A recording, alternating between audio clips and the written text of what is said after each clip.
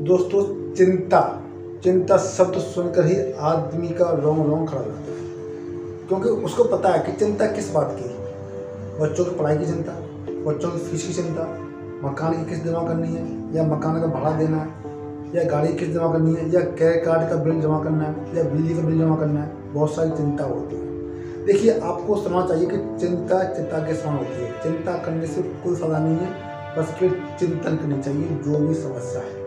इस जगह पर मेरे को अकबर और बीरबल की कहानी याद आती है। कृपया उसको पूरा देखें और सुने।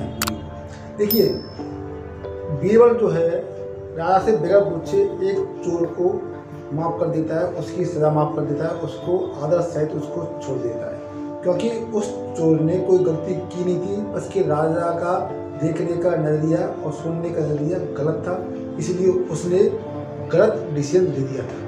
तो यही कारण था, जब यह कारण राजा की नभा में आता है तो बीरबल को तुरंत उसकी सभा में बुलाया जाता है और राजा बगैर सोचे समझे बीरबल की कोई बात सुने बगैर उसको यह डिसीजन सुना देता है कि आपकी फांसी की सज़ा दी जाती है, आपको सुनाई जाती है, और वो भी आपको फांसी कब लगेगी? सुबह 6 बजे। तो बीरबल चकित रह जाता है, आखिर में भाई क्यों राजा ने मेरा पक्ष क्यों नहीं सुना?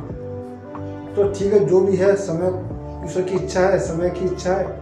तो बीरबल बहुत उदास था और उसी दिन उसकी लड़की का जन्मदिन था।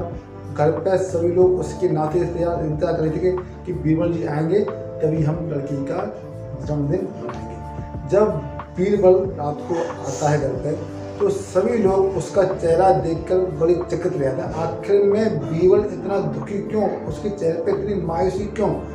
बीरबल तो कभी ऐसे थे ही नहीं, आज क्यों?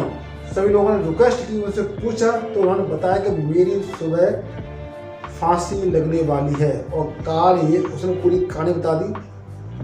तो भीड़ में से उसकी लड़की निकल के आती है, वो कहती, पापा बस फांसी तो सुनाइए ना, वो भी कल सुबह 6 बजे की, और मेरा जन्मदिन कब का है? यानी बेटा आज का है। तो बस मैं इस पल को क्यों, आप इस पल को क्यों खोना चाह रही हो? जो खुशी आपको अब इस टाइम मिलने वाली है, आप उस खुशी को छोड़ रहे हो। जो कुछ भी आपके पास है, आप अपने दुख में दुखी रह रहे हो। जो आपको सुख मिल रहा है या मिलने वाला है, आप उसकी कल्पना ही नहीं कर रहे हो। अरे सुबह देखी जाएगी, सुबह 6 बजे की देखी जाएगी ना, तो सुबह 6 बजे देखेंगे।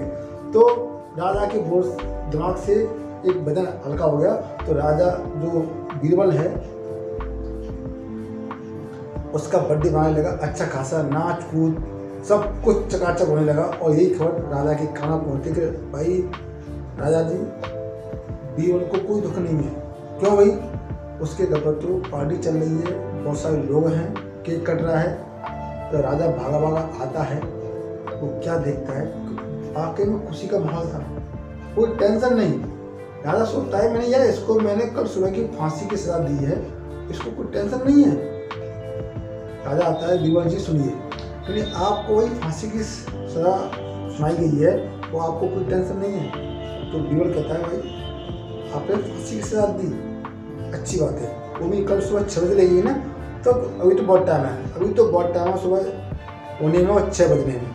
तो उससे पहले जो मेरे को खुशी का माहौल मिल रहा है, जो खुशियाँ मेरे को मिल रही है, मैं उसको क्यों छोड़ूँ? मैं अपने आप को दुखी क्यों रखूँ? वो मैं सुबह देखूँगा, 6 बजे आगे देखूँगा क्या हुआ क्या नहीं हुआ।